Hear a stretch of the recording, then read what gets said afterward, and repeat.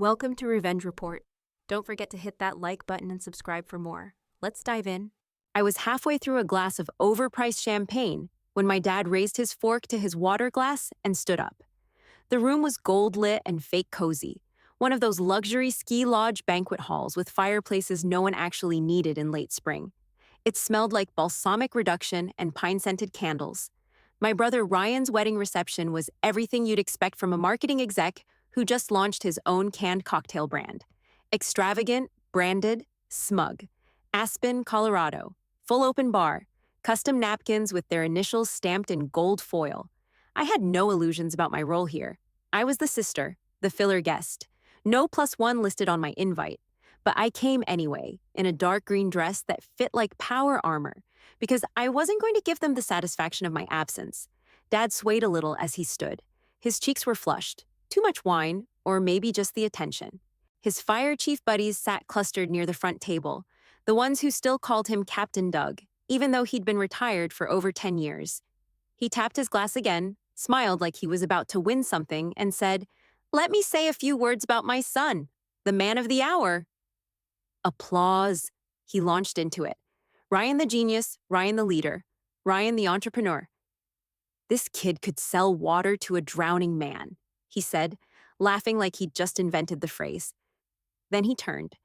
"And of course," he said, squinting down the table at me, "we've also got our daughter Lauren here tonight. She checks licenses at the DMV or something, right?" He looked around the room. "Every family's got one." "Our little disappointment, folks." Laughter flickered, then died. I didn't move, just smiled, small and sharp. Quick note, before listening, share which city or country you're watching from. Across the table, my guest, a man in his early 60s, tailored gray suit, quiet demeanor, set down his wine glass and stood up. He didn't raise his voice. He didn't need to. "Pardon me," he said, calm and clear. "Are you Chief Inspector Lauren Brennan from the Federal Firearms Division?"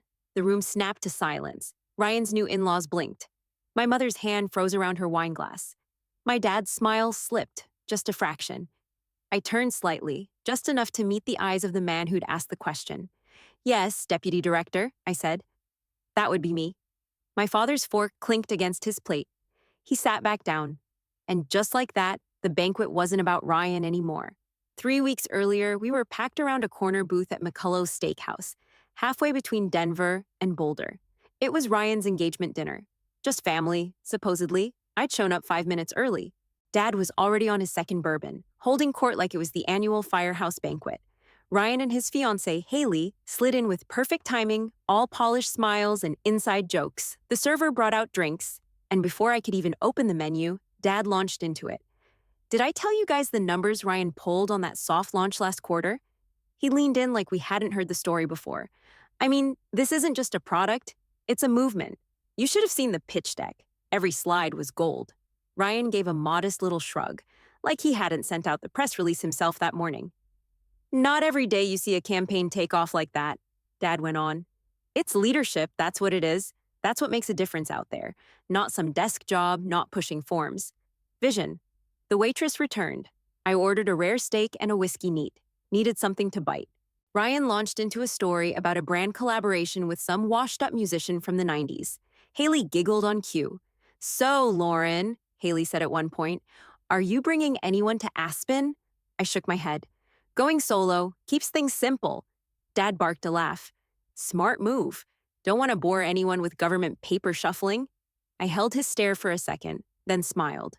"I'll do my best not to ruin the vibe." He didn't even catch the edge in my voice. He was too busy motioning for another round, sliding straight into another Ryan highlight reel.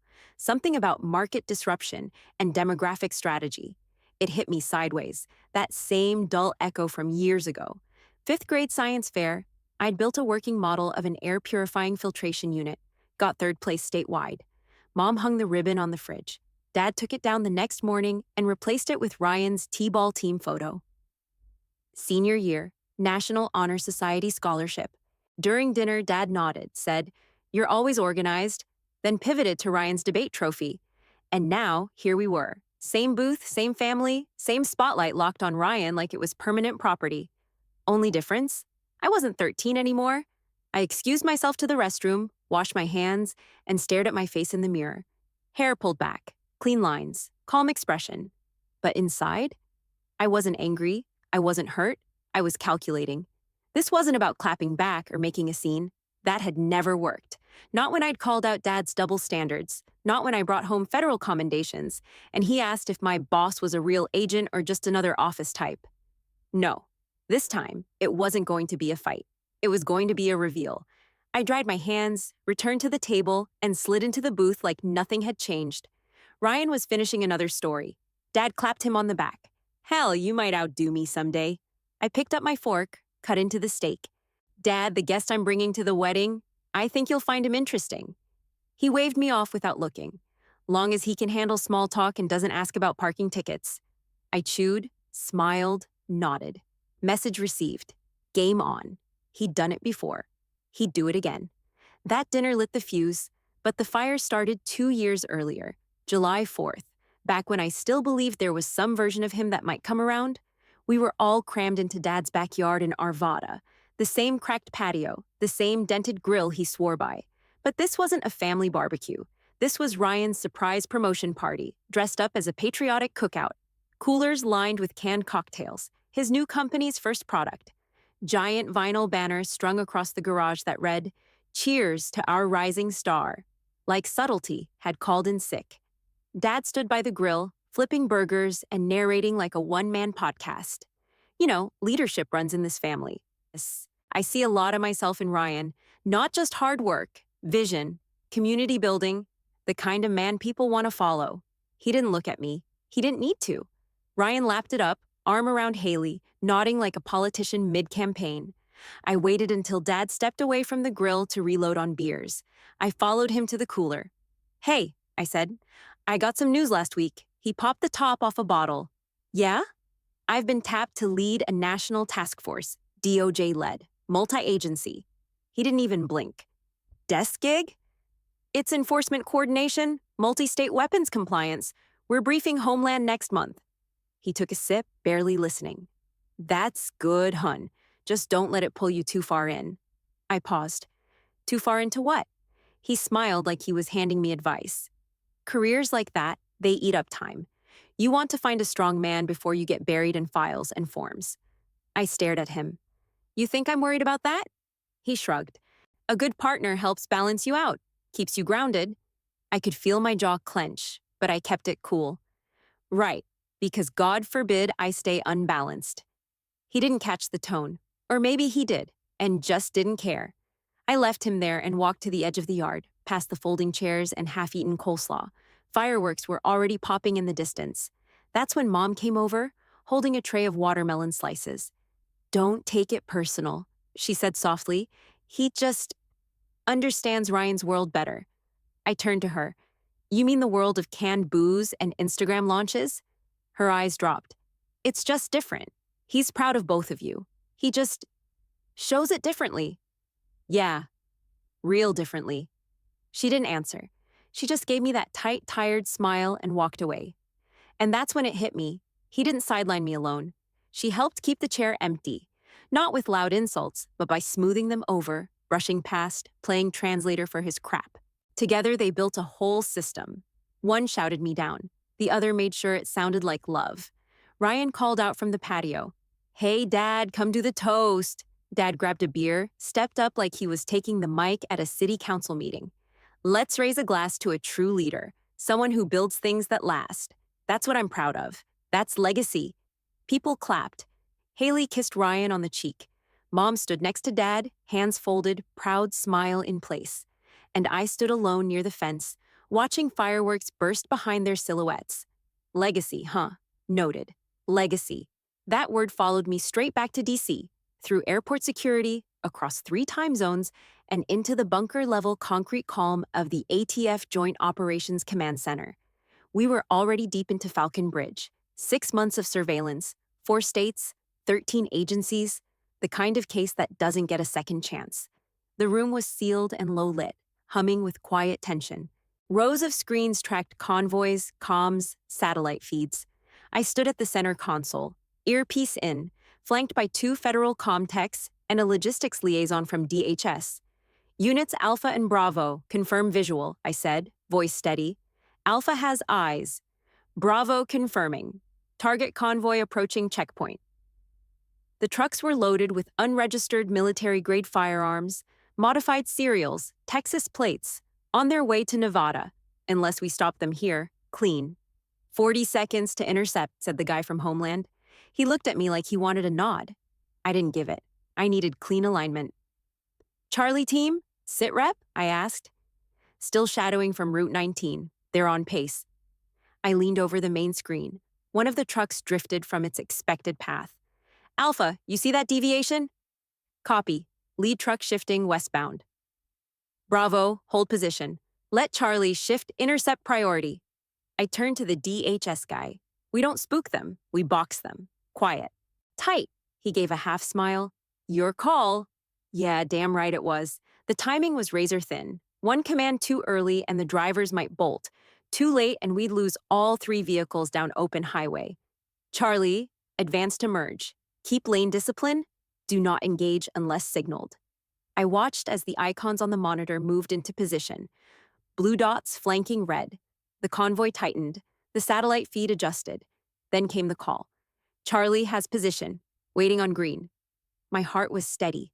Focus locked in. Green light. Go 2 seconds later. The whole operation unfolded like it had been rehearsed 100 times.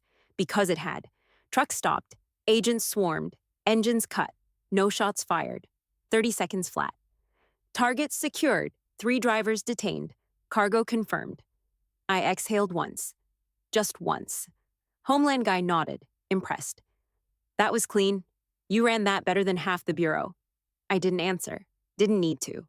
There's a rhythm to this kind of work. Sharp. Tight. No fluff. No applause. Respect is earned in silence, not because someone shouted your name at a barbecue. I stepped out of the command center 20 minutes later, peeled the earpiece off, and blinked under the hallway fluorescence. There was no one waiting with a beer, no banner, no dad to slap me on the back. Just results. And in this world, that was enough. By the time I got back to my office, the Falcon Bridge files were already sorted into post-op status and locked in the archive. 1 win down. I closed the case window, opened my inbox, and saw it. Subject line in bold serif font. Brennan Forest Wedding Weekend Itinerary. Attached was the full brochure-style PDF venue, Aspen Summit Lodge, dress code, winter formal elegance. Saturday, welcome cocktails. Sunday, champagne brunch. It wasn't a wedding. It was a stage. Every line of it screamed curated perfection. My brother front and center in every detail. His name stamped into ice sculptures, napkins, and late-night sliders. And of course, Dad's little notes scribbled along the margins of the printed invite on my desk. Firehouse crew flying in. Don't be late this time. Right. The crew. His old battalion guys, retired captains, inspectors, people who still saw him as Chief Doug Brennan, the man who ran into burning buildings and always had the last word. This wasn't just about Ryan. It never was. This was Dad's social comeback tour, too. His moment to shine through his son. Legacy on display. I leaned back in my chair, fingers steepled under my chin. My office window reflected just enough of the DOJ seal behind me. Fine. You want a show? Let's adjust the guest list. I opened my contacts and scrolled until I hit the name. Vincent Draper, Deputy Director of Federal Investigations. My old mentor. The man who pulled me into federal service 10 years ago. The one person I trusted to read the room without needing instructions. I hit call. He picked up on the second ring. Lauren, Director Draper. You only call me that when you're up to something, he said. I need a +1 for a wedding, I said. Long pause. Then he laughed once, dry and knowing. Whose funeral is it, really? My brother's ego, I said. And my father's narrative. You want shock or surgical? Quiet authority, I said. I don't want to humiliate anyone. I want the hierarchy to speak for itself. You wear the uniform. I'll bring the silence. I didn't thank him. I didn't need to. I hung up and opened the itinerary again, scrolling past the couple's story page and their matching engagement photos. This wasn't revenge. That would have been louder, messier, personal. This was calibration, a shift in balance. Let them toast their legacy. I'd bring mine. The Aspen Summit Lodge tried hard to feel like old money, but it had too much polish. Every beam looked fresh out of a catalog.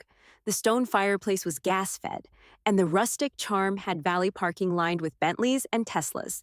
Inside, the walls were lined with black and white photos of people who'd never set foot there, wealth cosplaying history. Dad was already holding court in the cocktail lounge, right under a chandelier made of antlers someone definitely paid 12 grand for. He was leaning on the bar, glass in hand, halfway through a story about a barn fire he put out in '98 with nothing but grit and a water truck. 4 of his old firehouse buddies stood around him, nodding like it was a sermon. Right on cue, he pivoted to the brand. "And now we've got Ryan," he said proudly, "building a name from nothing. That canned cocktail launch? Already statewide. He's on the radar, people talking buyouts. You don't see that kind of hustle anymore." They all murmured admiration like it was gospel. That's when I walked in, Vincent Draper at my side. He wore a tailored gray suit, black tie, and the calm presence of someone who didn't need to prove anything. He scanned the room once, took it in, then nodded like he'd seen it all before. Because he had. Heads turned, but not for me. For him, people could feel it, the weight of someone important, even if they didn't know why. We stepped up to the bar. Dad turned around. "Hey," he said, voice already a few notches up. "Look who made it." I kissed my mom on the cheek. She looked surprised but managed a warm smile. Then Dad stuck out his hand toward Draper. "Doug Brennan, father of the groom. And you are?" "Vincent," Draper said simply, shaking his hand. Dad gave him the quick once-over. "Nice to meet you. You a coworker or something?" "Something like that," Draper said. Dad nodded, already turning away. "Lauren's in government work. I forget what exactly. Working on parking tickets or some federal version of it, right?" I smiled. "Something like that." Draper gave a polite half-smile. Didn't add a word. The silence stretched just long enough to feel off. Dad filled it fast.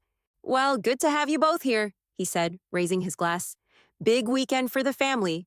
Time to celebrate the real stuff. Hard work, legacy, building something people notice." "Of course," Draper said. Cool, measured. Nobody in that room had a damn clue who he was. And that was the point. The ballroom looked like it had been dipped in gold and Pinterest glue. White roses hanging from the ceiling, strings of fake crystal beads catching the light like it was a royal gala. They'd just cleared the steak course when Dad clinked his glass with a spoon and stood up. The mic was already in his hand. Of course it was. "Evening, folks," he said, voice booming with the weight of a man who's used to being listened to. "Thanks for being here to celebrate 2 people who really get what life's about.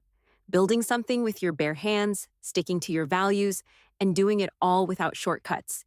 He gestured to Ryan and Haley, sitting up front like 2 porcelain dolls on a corporate wedding cake. "Now, I've always said success runs in the Brennan blood," he went on. "And this right here, this brand, this launch, this moment, it's proof. When Ryan came to me with this idea, I told him, 'Son, real leaders don't wait for opportunity, they build it.'" Applause broke out. I took a sip of water. Draper didn't move. Dad leaned into the mic like he was delivering a sermon. What Ryan's doing, taking risks, creating jobs, putting something new into the world, that's what leadership looks like. That's what America needs. Not people hiding behind red tape and regulations, but builders. Another wave of claps. Firehouse guys nodded like it was gospel. Then he shifted. "And of course," he said with that familiar smirk, turning toward our table, "we've also got Lauren with us tonight.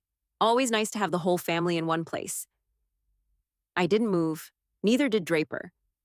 "Now Lauren's our little rule enforcer," Dad continued, his voice light but cutting. "Always been the one with the clipboard, making sure no one has too much fun." A few chuckles. He leaned back, swirled his drink. "You know, she works in government, something with paperwork. DMV, maybe?" He looked around like he was teeing up a punchline. "Let's raise a glass to Lauren, who keeps the lines moving and the rebels in check. Someone's got to do it." There was a ripple of nervous laughter.